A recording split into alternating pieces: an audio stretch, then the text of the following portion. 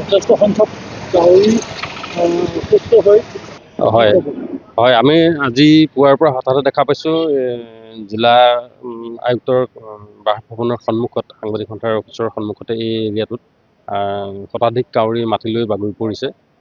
কিছুসংখ্যক মৰিছেও। কাউৰীবোৰ উৰিব নোৱাৰা হৈছে, খোজকাঢ়িও যাব নোৱাৰে, একো খাবও নোৱাৰে, গতিকে দলকচিয়াই আছে। বৰ দুখজনক এটা পৰিৱেশ। আপুনি যদি কাউৰীবোৰ দেখা পায় তেতিয়াহ'লে আপোনাৰো বেয়া লাগিব যথেষ্ট। আমাৰ এই অঞ্চলটোত আমি বহু বছৰ দেখি আছোঁ যে ইয়াত কাউৰী বসবাস কৰে। বহু হাজাৰ 10,000তকৈ বেছি কাউৰী জিলাখনৰ এই অঞ্চলটোতে বসবাস কৰে আৰু গোটেই জিলাখনৰ পাৰিপাৰ্শ্বিক দিশটো এই কাউৰীখিনিয়ে চোৱা চিতা কৰে বুলি ক'লে ভুল কোৱা নহ'ব। গতিকে তেনেস্থলত কাউৰীবোৰ এনেদৰে তললৈ পৰি যোৱা কথাটো বৰ দুখজনক এটা ঘটনা। আমি ইতিমধ্যে জিলাৰ সংশ্লিষ্ট বিভাগ ফৰেষ্ট আৰু ভেটেনেৰীৰ লগত যোগাযোগৰ চেষ্টা অব্যাহত ৰাখিছোঁ। তেওঁলোক যদি আহি উপযুক্ত ব্যৱস্থা কৰে, কাউৰীখিনি বচোৱাৰ কাৰণে এটা চিকিৎসা প্ৰদান কৰে, গতিকে তেতিয়া আমি যথেষ্ট ভাল পাওঁ আৰু কাউৰীখিনি বাচিব বুলি আমি আশা কৰিছোঁ। এতিয়াও বহু কাউৰী বচাৰ আশা আছে। যদিহে পয়জনিং হৈছে কিবা কাৰণত, গতিকে এইটো এটা অনুসন্ধান হওক।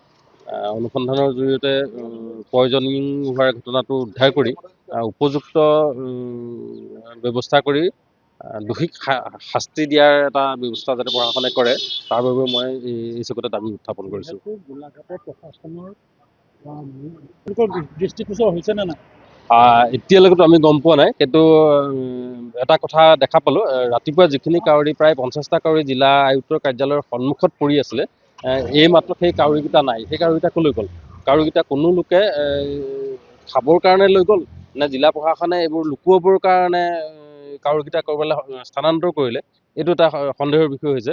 গতিকে এইটো আচলতে লুকুৱাবলগীয়া এটা বিষয় নহয়, জিলাখনৰ বাবে এটা ডাঙৰ সমস্যা। আৰু পক্ষীকুলক এনেকৈ যদি নেগলেক্ট কৰা যায় তেতিয়াহ'লে আমি মানুহ জীয়াই থকাৰ এটা সমস্যাৰ সৃষ্টি হ'ব।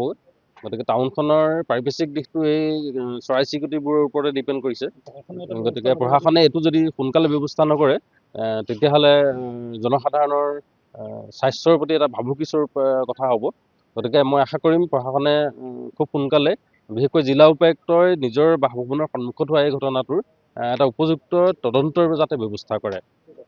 যিকোনো খবৰৰ বাবে যোগাযোগ কৰক 7099017330 লগতে 7099017110 নম্বৰত।